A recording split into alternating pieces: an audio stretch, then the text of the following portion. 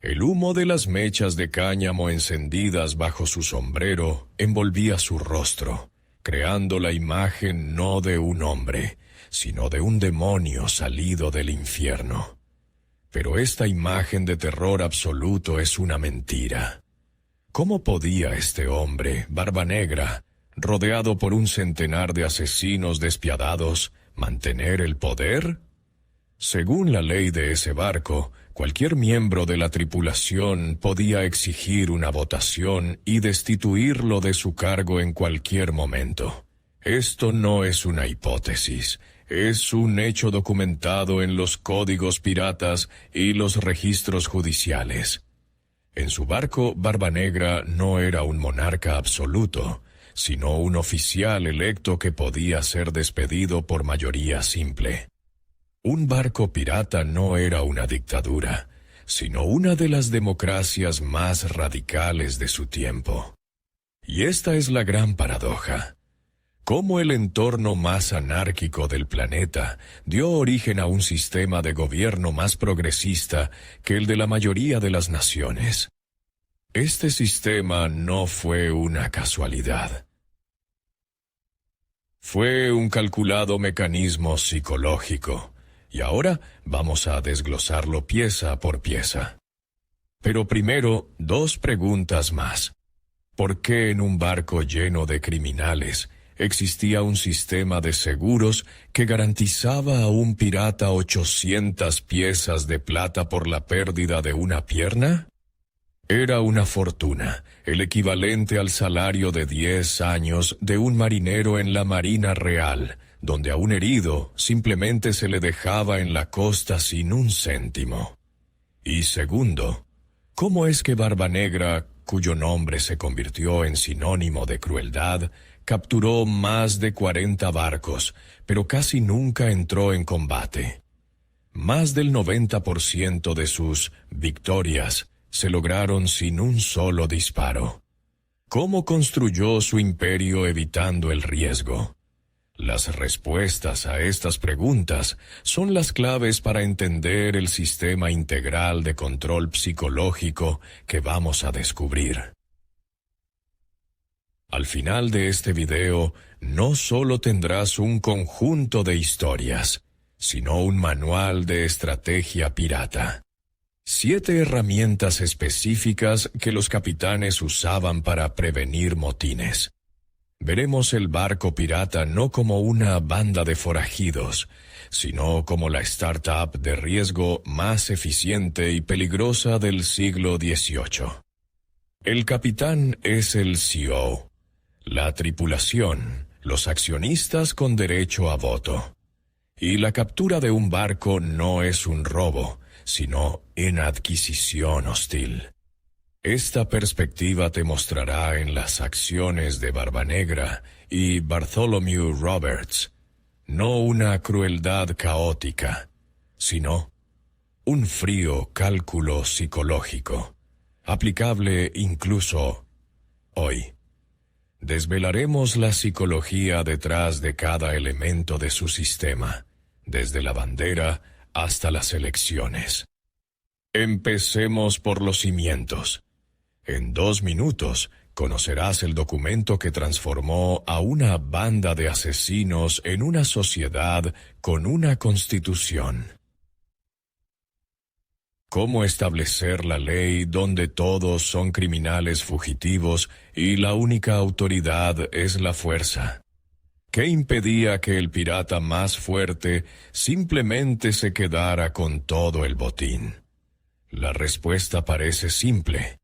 El código pirata era un conjunto de reglas escritas que cada miembro de la tripulación firmaba o marcaba con una cruz, jurando sobre una Biblia o una calavera.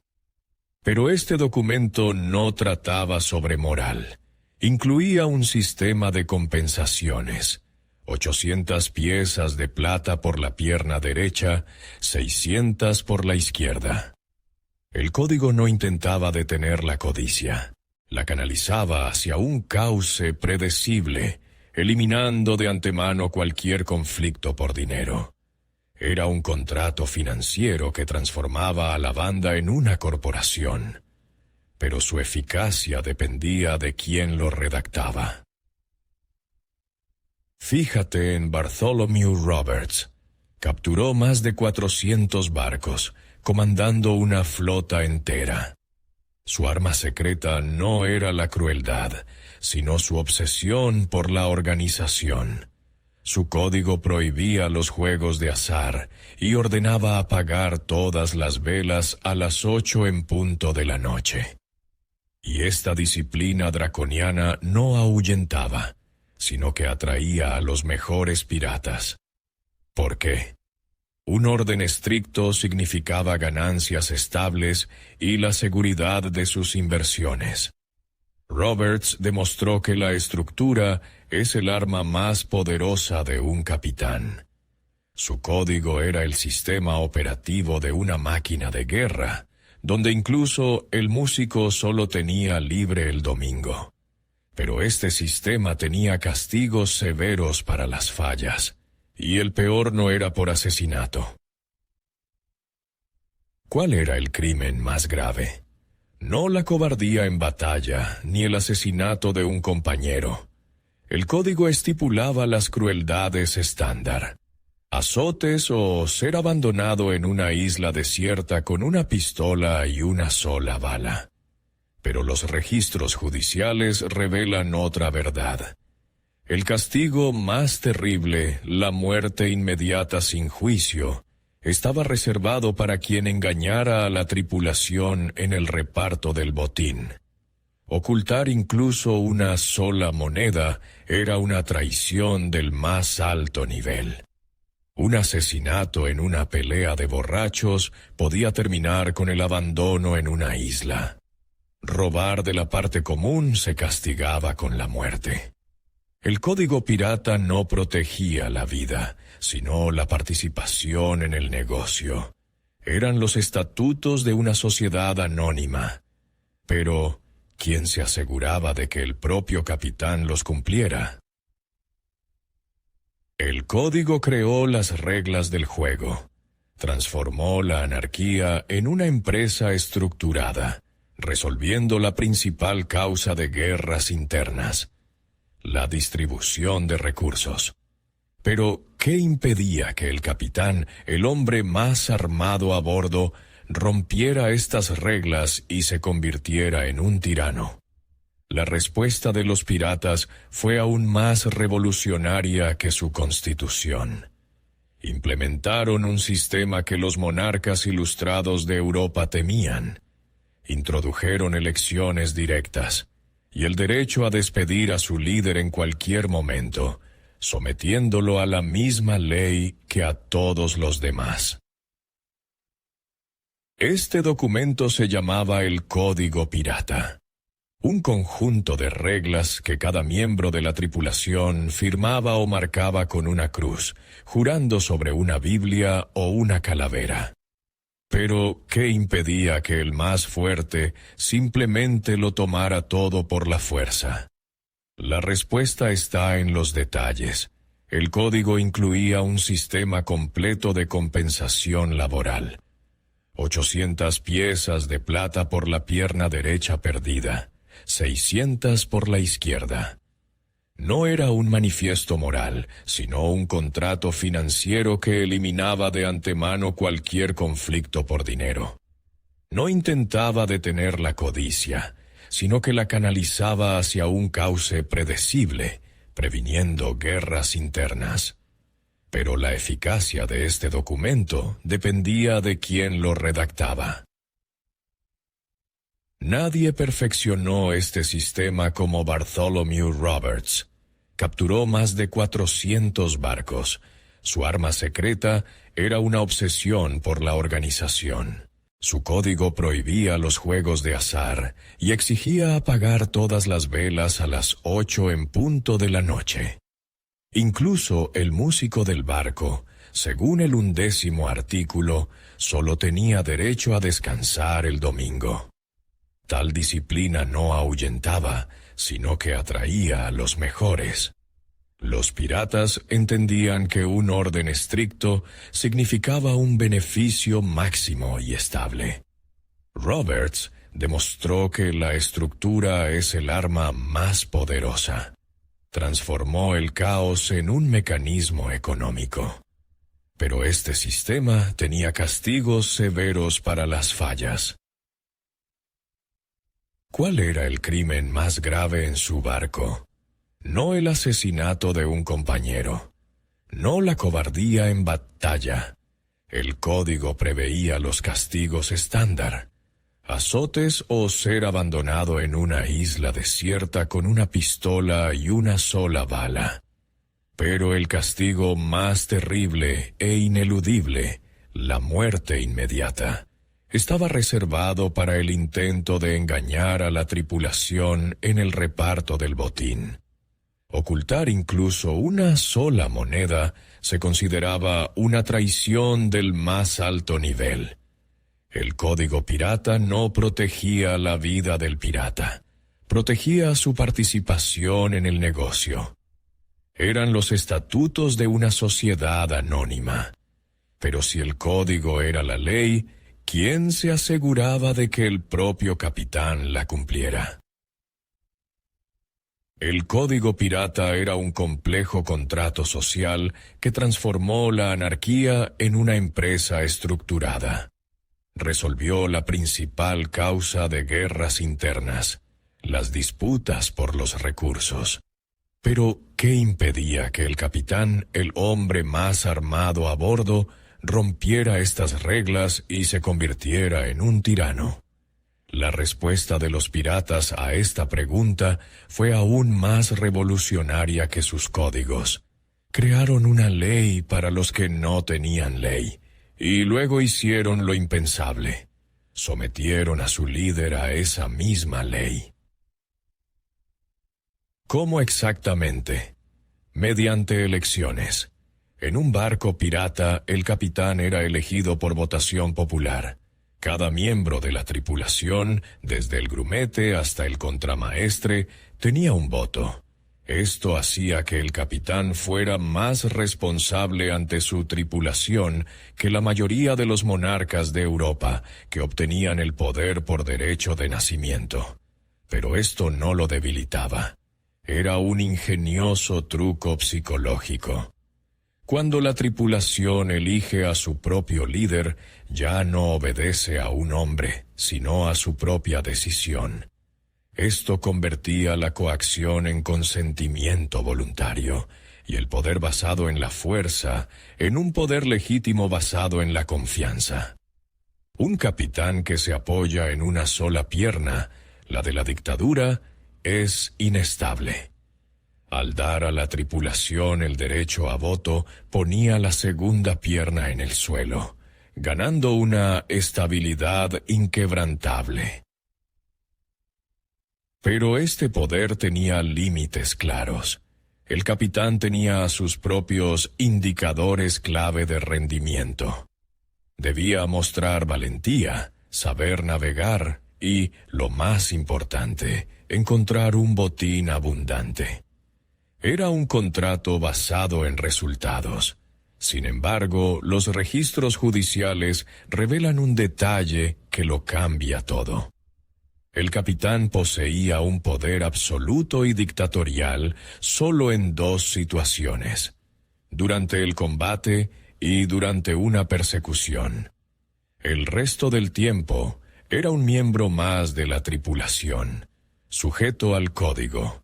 Su poder tenía solo dos estados: activado en la batalla y desactivado en tiempos de paz. La tripulación estaba dispuesta a darle la autoridad de un tirano porque sabía que, una vez terminada la batalla, ese poder desaparecería. ¿Qué pasaba si un capitán fallaba en sus KPI? Si mostraba cobardía o no podía encontrar botín. La realidad no se parecía a un motín sangriento, sino a una junta de accionistas. La tripulación se reunía, realizaba una votación y, si la mayoría estaba en contra, el capitán era destituido de inmediato. Rara vez lo mataban. Lo más común era que lo degradaran a pirata raso. No era venganza, sino una optimización del negocio. El proceso de destitución era como cambiar la hoja desafilada de una herramienta. La tripulación no rompía todo el mecanismo, solo cambiaba una pieza ineficaz. Pero, ¿quién controlaba al capitán en los asuntos cotidianos, fuera del combate? Imagina que acabas de ser elegido capitán. Un centenar de asesinos te miran. ¿Cuál sería tu primera decisión? La respuesta correcta: no hacer nada. Tu primer paso no es dar una orden, sino reconocer públicamente la autoridad de otra persona. Alguien que representa los intereses de la tripulación y puede anular casi cualquier decisión tuya fuera del combate. Es hora de conocer a la figura más subestimada, pero más importante del barco: el intendente. Imagina que en tu trabajo hay un representante electo que puede vetar las decisiones de tu jefe. ¿Cómo cambiaría eso tu lealtad?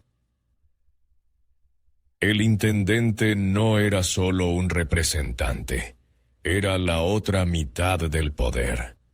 Los piratas inventaron intuitivamente un sistema de separación de poderes 100 años antes de que Montesquieu lo describiera. El capitán era el ministro de Defensa, responsable de la guerra y la política exterior. El intendente era el ministro del Interior y de Finanzas. Distribuía la comida, el agua, el ron y mantenía la disciplina. Y tenía el derecho a vetar cualquier decisión del capitán fuera del combate. Esto hacía que la tiranía no solo fuera difícil, sino estructuralmente imposible. Pero su función principal no era política, sino psicológica. Era una válvula de escape.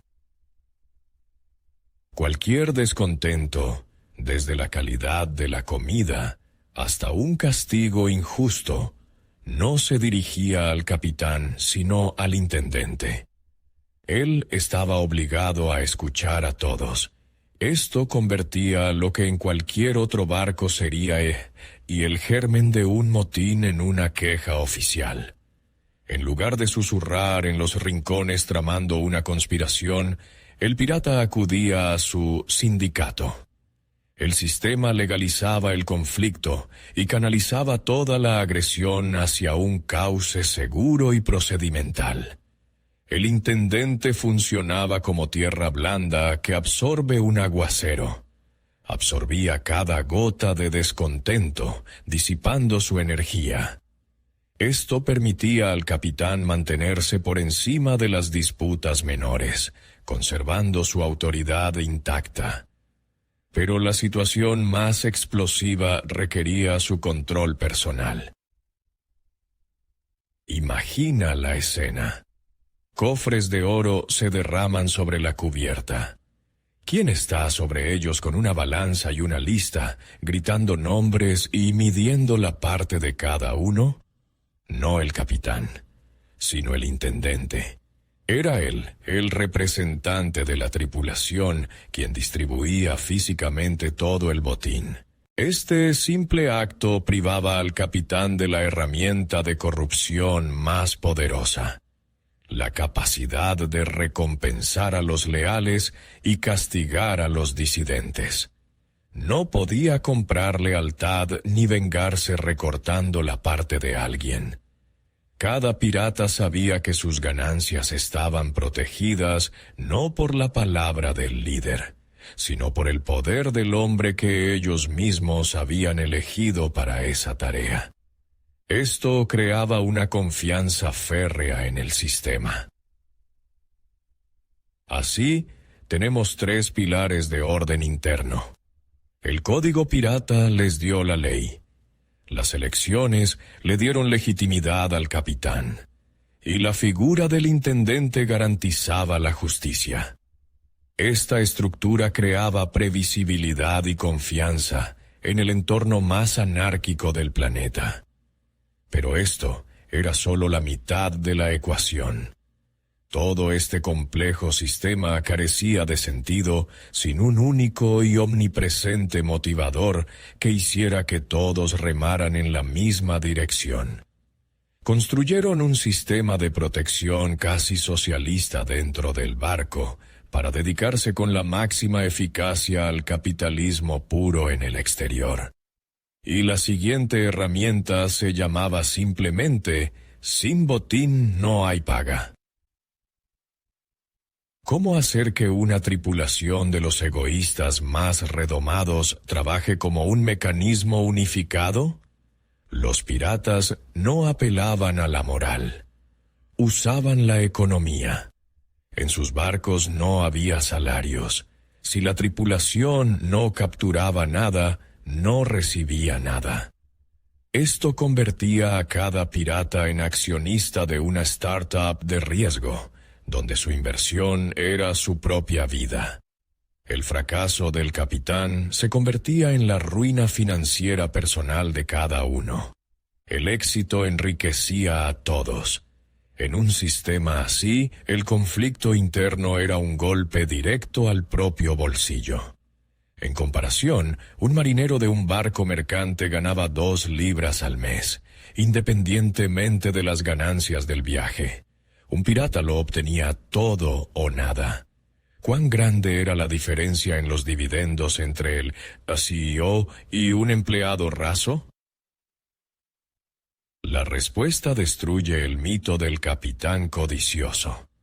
El sistema estándar de reparto era así. El capitán recibía 2 partes, un especialista como el artillero, 1.5, y un marinero, 1. Pero en la marina mercante o de guerra, un capitán ganaba 15, y a veces 20 veces más que un marinero. En este contexto, la diferencia de solo el doble para los piratas parece casi socialista. Fue un movimiento psicológico genial. Una estructura de recompensas tan plana eliminaba el sentimiento de explotación, la principal causa de motines en otros barcos. Cada pirata sentía que su contribución era valorada de manera justa, convirtiendo a la tripulación en un organismo financiero único. Pero, ¿cuál era el principal riesgo para este organismo? Ponte en el lugar de un pirata inversor. ¿Qué representa la mayor amenaza para tus dividendos? ¿Un encuentro con un buque de guerra, una tormenta repentina o un capitán incompetente que no puede encontrar botín? Los 2 primeros riesgos son mortales, pero el tercero es la bancarrota financiera garantizada. Una gestión ineficaz significaba que la tripulación pasaría hambre y no ganaría nada. Por eso, el derecho a elegir y destituir al capitán no era un capricho político, sino la herramienta más importante de gestión de riesgos financieros para cada accionista a bordo. Habían afinado la economía interna. Ahora necesitaban hacer que el mundo exterior pagara. Así que hemos ensamblado el mecanismo interno. Tenemos un sistema operativo en forma de código, un CEO legítimo en la persona del capitán electo, un auditor independiente, el intendente, y una motivación unificada para todos los accionistas. Sin botín no hay paga. Pero toda esta compleja organización interna era solo un medio para un fin.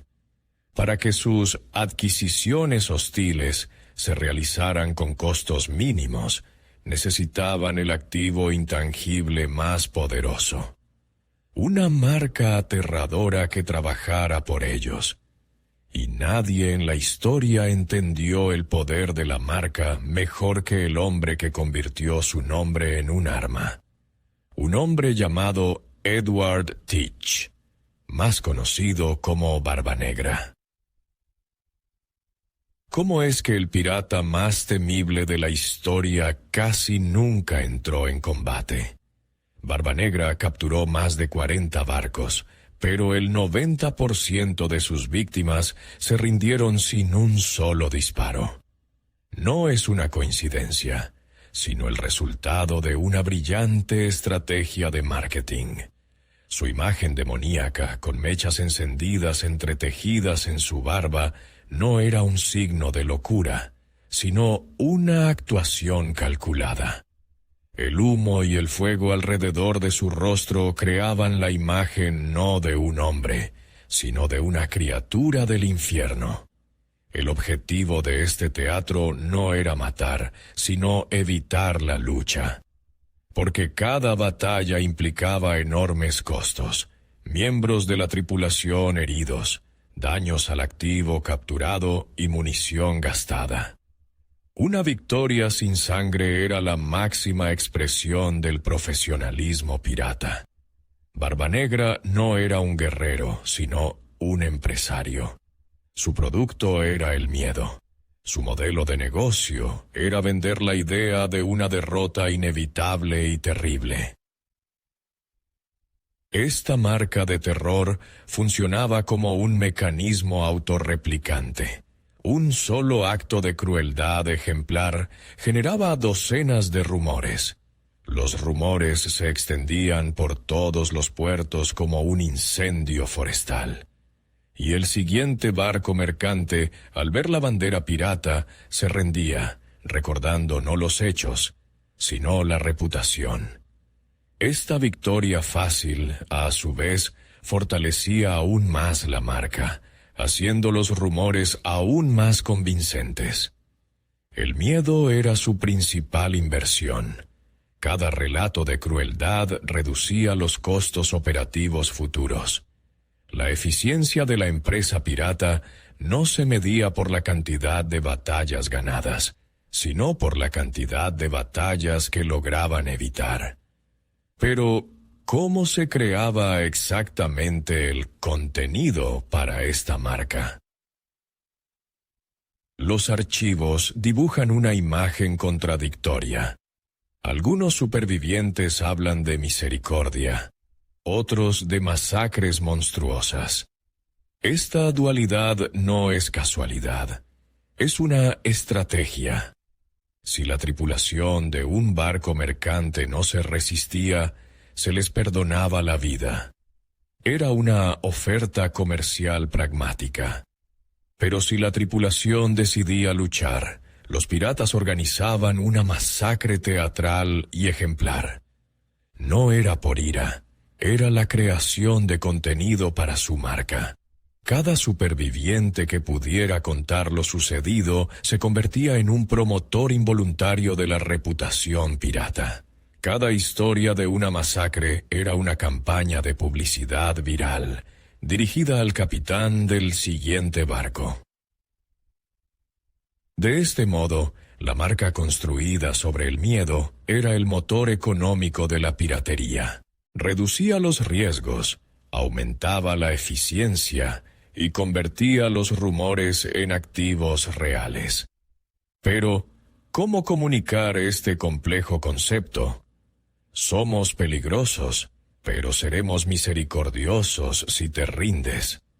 Al capitán de otro barco en los pocos segundos que tiene para tomar una decisión, se necesitaba una herramienta de comunicación instantánea. Un símbolo universal, comprensible sin palabras. Para ello, los piratas crearon uno de los logotipos más poderosos de la historia. La Jolly Roger no era solo una bandera. Era una oferta comercial, escrita en el lenguaje de calaveras y huesos. ¿Cómo podía un trozo de tela negra ser más poderoso que un cañón? La respuesta está en un detalle que se pasa por alto. Los piratas tenían dos banderas, una negra y una roja. Y no era una tradición, sino un sistema. Izar la bandera negra, la Jolly Roger, no era una declaración de guerra, era una oferta. Su señal decía: somos piratas, ríndanse ahora y les garantizamos la vida. Pero si la víctima abría fuego, la bandera negra se arriaba. En su lugar se alzaba una de color rojo sangre. Su señal era inequívoca: la oferta ha sido retirada, no habrá piedad. Este sistema convertía un complejo cálculo táctico en una elección binaria extremadamente clara: vida o muerte. Funcionaba como un interruptor. La bandera negra dejaba la puerta a la negociación abierta. La roja la cerraba para siempre. ¿Por qué precisamente una calavera y huesos cruzados? Este diseño no fue casual. Fue una solución al problema de la comunicación. En los barcos del siglo XVIII servían marineros de una docena de nacionalidades diferentes.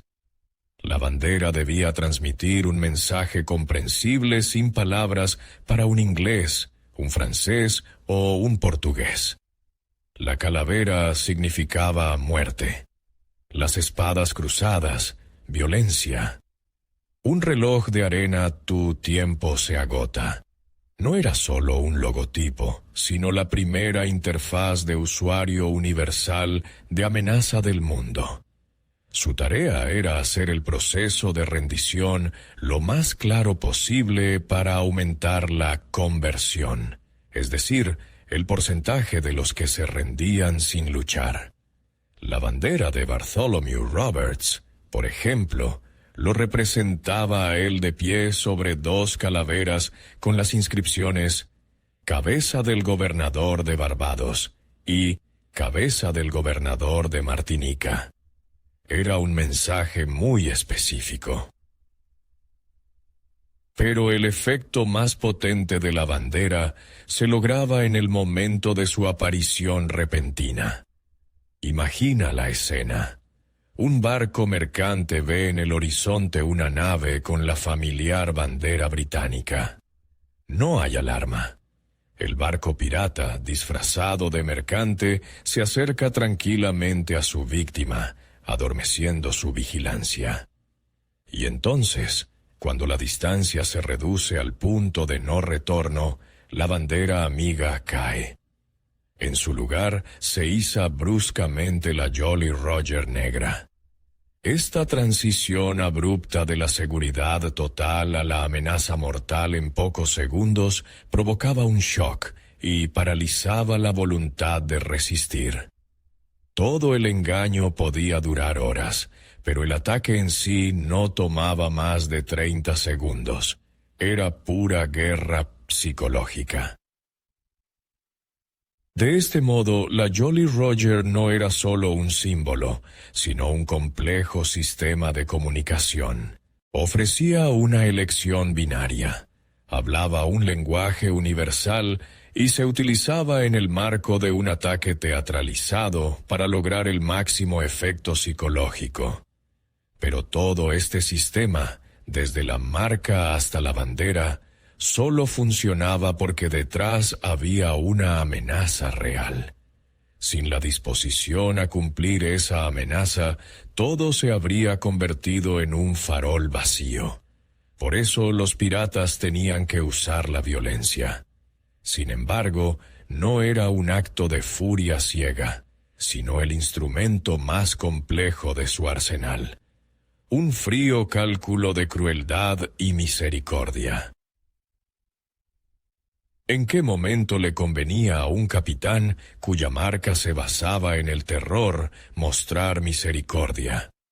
La crueldad creaba miedo, pero era la misericordia la que hacía que ese miedo fuera productivo. La lógica era simple. La crueldad era el castigo por la resistencia. La misericordia, la recompensa por la obediencia. Este sistema daba a los capitanes de los barcos mercantes una base racional para rendirse. Cada historia de clemencia no era un acto de bondad, sino una campaña de publicidad positiva. Sin la zanahoria de la misericordia, solo quedaría el palo de la crueldad, que obligaría a todos a luchar hasta el final. El capitán caminaba sobre una cuerda floja. Demasiada crueldad, y caía al abismo de la resistencia desesperada. Demasiada clemencia, y caía al otro lado, donde su marca perdía peso. El más mínimo error en este cálculo, y el sistema que usaba para controlar a otros, se volvía en su contra. Imagina que un capitán comete un error. Deja escapar un botín por cobardía. La tensión aumenta. Pero no comienza un motín, sino un procedimiento. Los descontentos no van hacia el capitán con cuchillos, sino hacia el intendente, su representante. Este convoca una asamblea general. No es una conspiración, sino un evento oficial, estipulado en el código. En lugar de una masacre, comienza un juicio. Se presentan las acusaciones. El capitán tiene la palabra para defenderse. Luego, una votación a mano alzada. Las manos se levantan. La mayoría está en contra. Y es destituido. Sin sangre. No lo arrojan por la borda. Simplemente se convierte en un marinero raso. Esta es la prueba suprema de la genialidad del sistema. Resultó ser más fuerte que el hombre. Imagina que votas para destituir a tu jefe. ¿Qué cualidades tendría que demostrar el nuevo líder para ganarse la confianza de la tripulación? ¿Qué obligaba al capitán a someterse? La conciencia de que no se trataba de una toma de poder, sino de una transferencia. El nuevo líder sería el guerrero más valiente o el intendente, que ya había demostrado su competencia. También era elegido por votación. Era una meritocracia funcional. El poder no lo obtenía quien había nacido noble, sino quien había demostrado su utilidad para la tripulación. Esta amenaza constante de destitución democrática mantenía a cualquier capitán en una tensión increíble. No era un dictador, sino un director ejecutivo contratado, cuyo trabajo dependía del informe trimestral en forma de botín capturado. Para mantener el poder, debía demostrar constantemente 3 cualidades: valentía en la batalla, justicia en el reparto y suerte en la búsqueda de presas. La historia del motín legal no es solo un episodio. Es una demostración en vivo de todo el sistema en acción. Muestra cómo el código, las elecciones, el intendente e incluso la marca estaban interconectados y subordinados a un objetivo común: la máxima eficiencia de la empresa. Hemos desmontado esta máquina pieza por pieza. Sus leyes, su economía, su marketing y su política de personal. Ahora reunamos todas estas herramientas en un único manual de estrategia pirata para responder a la pregunta principal: ¿quién gobernaba realmente este barco? Así pues, el manual de estrategia pirata consta de 7 herramientas, agrupadas en 3 bloques. El primer bloque, los fundamentos estructurales de la República Flotante. El orden en un barco pirata se sostenía sobre 3 pilares. El primero, el código pirata. no era solo un conjunto de reglas, sino una constitución escrita que transformaba el caos en un marco legal, resolviendo de antemano las disputas por dinero e introduciendo un sistema de seguridad social. El segundo y tercer elemento funcionaban en pareja: las elecciones y el intendente. Las elecciones daban legitimidad al capitán, basada en el consentimiento de la tripulación. Y la figura del intendente creaba un sistema de controles y equilibrios, separando ingeniosamente el poder militar del capitán del poder administrativo y económico del representante de la tripulación. Estas tres herramientas funcionaban como un taburete de tres patas, creando una estabilidad interna inquebrantable. Pero esta estructura era solo el esqueleto. Para tener éxito en el negocio, se necesitaba un arsenal para influir en el mundo exterior. El segundo bloque del manual, el arsenal psicológico. Si el código y las elecciones eran para uso interno, para el exterior los piratas tenían otro conjunto de herramientas. Su objetivo no era matar, sino conseguir lo que querían con los menores costos posibles. Herramienta número 4, la marca de terror. Una reputación como la de Barba Negra era su principal activo. Herramienta número 5, la Jolly Roger. No era solo una bandera, sino una interfaz universal que transmitía instantáneamente una compleja oferta comercial. Y herramienta número 6, la crueldad calculada y la misericordia estratégica. La crueldad era el castigo por la resistencia, y la clemencia, la recompensa por la rendición. Este equilibrio hacía que la amenaza fuera efectiva. Según estimaciones de historiadores, más del 90% de los encuentros con piratas terminaban en una rendición sin un solo disparo. Es una tasa de conversión con la que ninguna campaña de marketing moderna puede soñar. Pero todas estas herramientas solo funcionaban porque estaban lubricadas por el incentivo más poderoso. El tercer y más importante bloque, el motor económico. La séptima herramienta que lo unía todo era simple: sin botín no hay paga. En los barcos piratas no había salarios. Cada miembro de la tripulación era accionista de una empresa de riesgo, donde sus ingresos dependían directamente del éxito común. Este incentivo económico hacía que todas las demás herramientas fueran vitales. El código era necesario para repartir los beneficios de forma justa entre los accionistas. La democracia, para contratar y despedir al director ejecutivo más eficaz. Y la marca y la bandera, para reducir costos y aumentar la rentabilidad de toda la startup. Un pirata raso recibía una parte del botín, mientras que el capitán recibía solo 1,5 o 2, una igualdad asombrosa, impensable en cualquier otro barco, que convertía la codicia personal en una fuerza colectiva. Hemos visto este sistema complejísimo, construido sobre paradojas. La anarquía que engendró la democracia y el egoísmo que creó la unidad. Entonces, ¿quién crees que tenía el verdadero poder en un barco pirata?